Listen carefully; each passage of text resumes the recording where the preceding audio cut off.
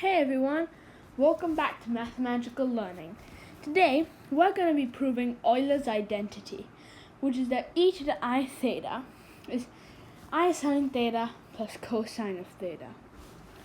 Okay, so here we go.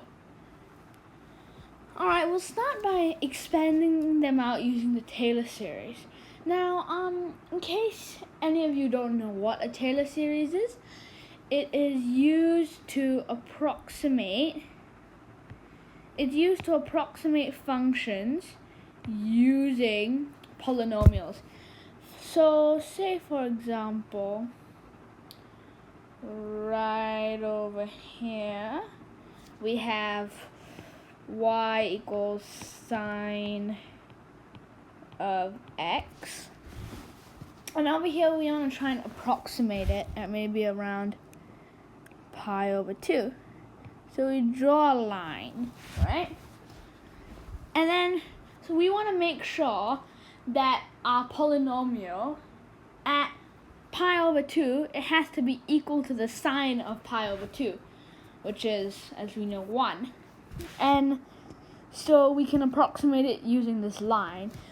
As you can see, this is a very bad approximation, but we also kind of want the slope to be the same around that point.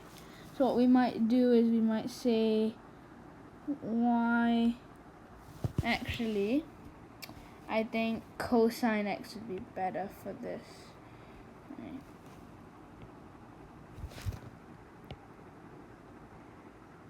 See, if I use y equals cosine x, I can, oops, that's sine of x again. Keep on drawing sine. Oh, that's better.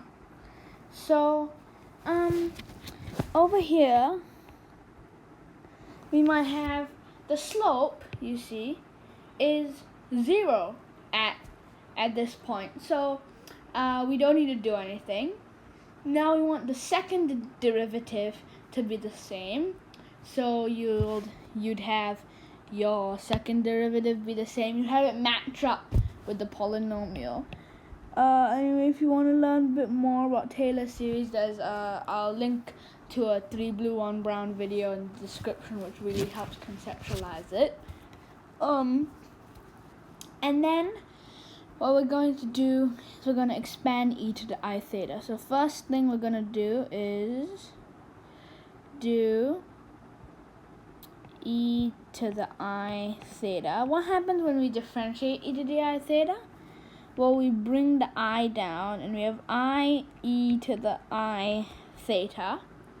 Then what happens when you do that? It becomes I squared e to the I theta, and so on. So we'd have, well, we'd evaluate it at 0, and then this would be 1. So we'd first have 1, right?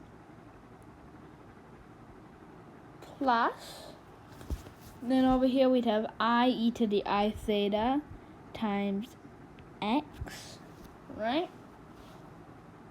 So this would be ix plus negative 1, because that's I squared, times half x squared plus negative I 1 over 6, that's 3 factorial, x cubed, and so on. So, is there a pattern to this? Well, you could say,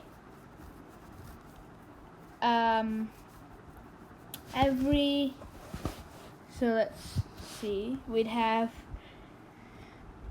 1 plus ix minus half x squared minus I 1/6 x cubed plus 1 over 24 x to the 4. Okay, so how do we make this into a summation? Well, we can take the sum as, well, I don't want to use I might use n. It starts at 0, then it goes to infinity. Okay, we have 1 over, well, 4n factorial x to the 4n plus 1 over 4n plus 1 factorial times I times x to the 4n plus 1. And that represents all the different I terms, like ix, and then, because I, if you take powers of it, it'll repeat.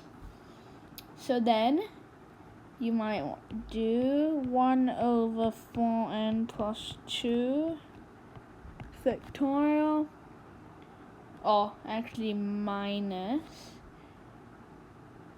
x to the 4n plus 2 minus 1 over 4n plus 3 factorial. Oops, sorry. 4n plus 3 factorial x to the 4n plus 3. Now we have our infinite sum. It's quite long, but hopefully it should do. Now we're going to write an infinite sum for sine of x. So, as you should know, the infinite sum for sine of x, we want to do the infinite sum for I sine of x. So we'll just multiply by, we'll do the infinite sum for sine of x, then we'll just multiply by I. Actually, n equals 0. So the infinite sum for sine of x, if you don't know, is 1 over 4n.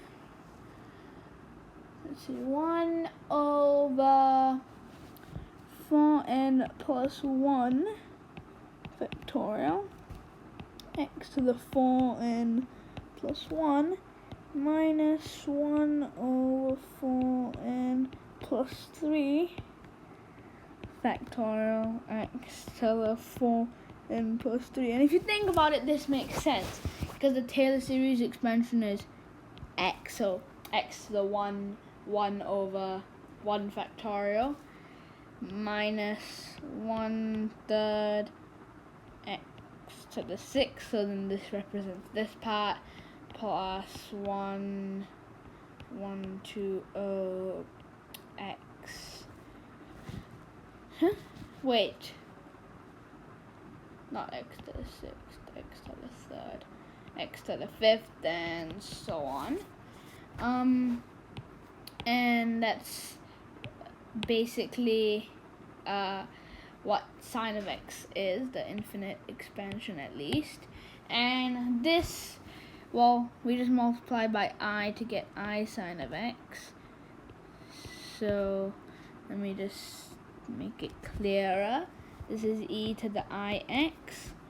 This is I sine of x.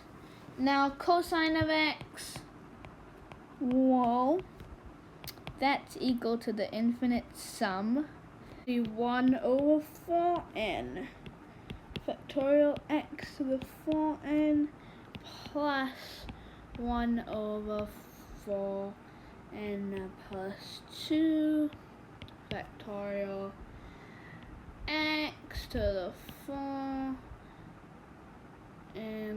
plus 2. Okay, now what happens if we add these together? So we get,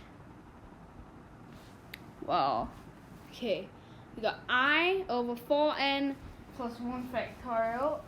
Actually, okay, I plus sorry, I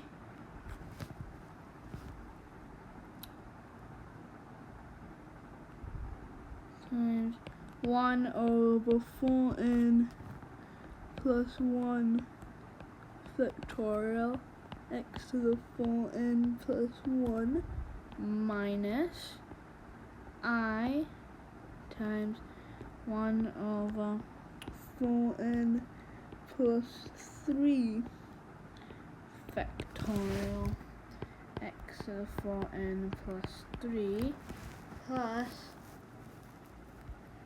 1 over 4n factorial x to the 4n minus 1 over 4n plus 2 factorial x to the 4n plus 2.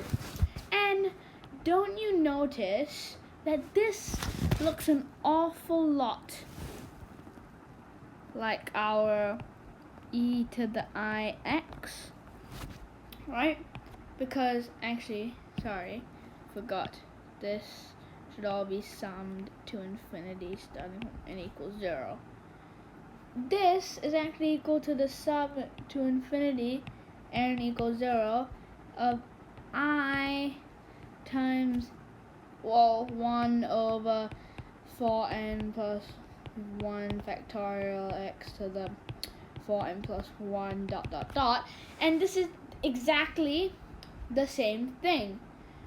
Even if you expand it out, you'll notice the terms match. So this is why e to the ix is equal to I sine x plus cosine x. So this is the proof using the Taylor series. Thank you guys for watching my video. Hope you guys liked it, and if you liked it, don't forget to like and subscribe. I want to give a special shout out to my friend Wanyan, and hopefully I'll make a video with him soon. As always, see you in the next video.